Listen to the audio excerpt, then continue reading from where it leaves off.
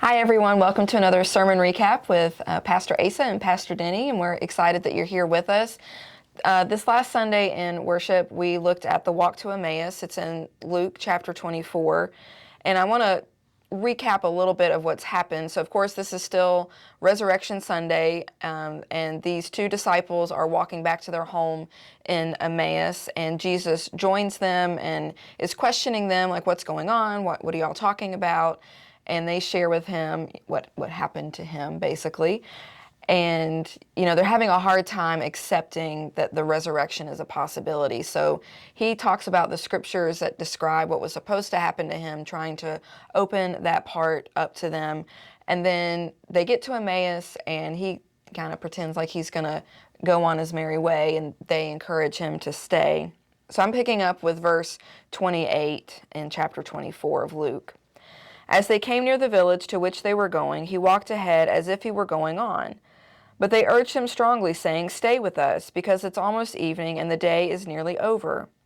So he went in to stay with them. When he was at the table with them, he took bread, blessed and broke it, and gave it to them.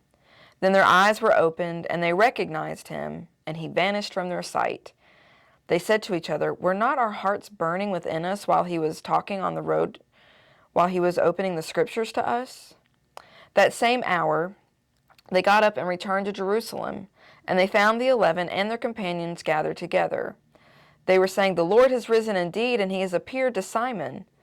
Then they told what had happened on the road and how he had been made known to them in the breaking of the bread. So again, this is just another one of those really beautiful post-resurrection stories where we get to encounter Jesus again. And it's always interesting that those who encounter him don't recognize him at first. And you did this really great introduction trying to think about going back to normal. These two disciples just want to go back home, go back to normal, life as usual. What they thought was going to happen didn't happen. Even last week in your sermon talking about Peter going back to fishing, well, of course, that was what was normal to him. Yeah. And here we are. We want things to be normal, but what is normal? And that's what I kept thinking about. It's like, I don't know when life has ever been normal. What do we call normal? And I think that's where your approach that Jesus is revealed in being the host. Mm-hmm. He was the host at breakfast on the beach. He's mm-hmm. now the guest become the host mm-hmm. in Emmaus. His hospitality reveals himself so that the only thing normal is Jesus. Right. Always present. Yeah, that's good. Just that connection there between the two sermons, I think, is really interesting because I don't even think I would have thought of the word normal because my life is never normal. I've never felt like there was anything normal going on. But I think as a society, I know we're 5 years out from the pandemic, and we keep thinking one day things are going to be normal, but I don't even know what I would return to feel normal. There are things I have returned to that were typical for me, but I wouldn't say that, especially in the church, anything feels normal yet. Yeah. We're not wearing masks and all that kind of stuff, but we're just always in a constant state of reinventing. We've been doing this thing called Reshape, this process called Reshape, and it's interesting, there's still some language from the congregation about wanting to go back to normal. Yeah. So what if instead of looking for normalcy, we lean into hospitality? Yeah. Yeah. Yeah. For one another and the community. Exactly. And I think we saw that in the stories of Wesley mm-hmm. that we shared. Mm-hmm. He's terrified on the sea and in a storm, and the Moravians welcome him mm-hmm. and give him some sense of peace in the midst of the storm. He's miserable as a failed missionary, yep. goes to a cathedral to hear an anthem that is not one of the most uplifting nope. things you can do. In that anthem, "Out of the depths I cry unto thee," Wesley is in the depths, mm-hmm.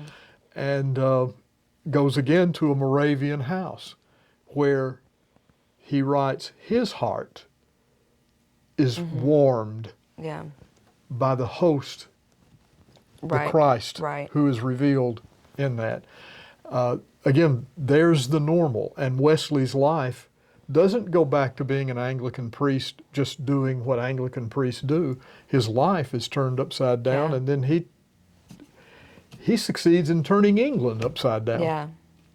Yeah, I think that's really interesting. I mean, he grew up, following the Anglican rite and learning. I mean, he was brilliant. I mean, just a brilliant man. And to watch him, in our hindsight, to struggle so much, like knowing how brilliant he was, and he comes to America and just, I mean, talk about falling flat on your face. I mean, he just royally messed up mission work and life in general.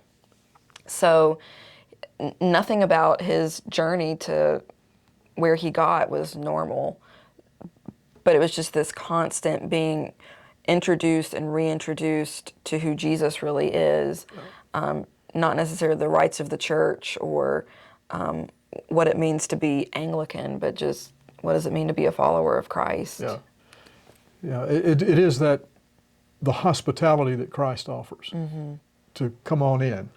Yeah.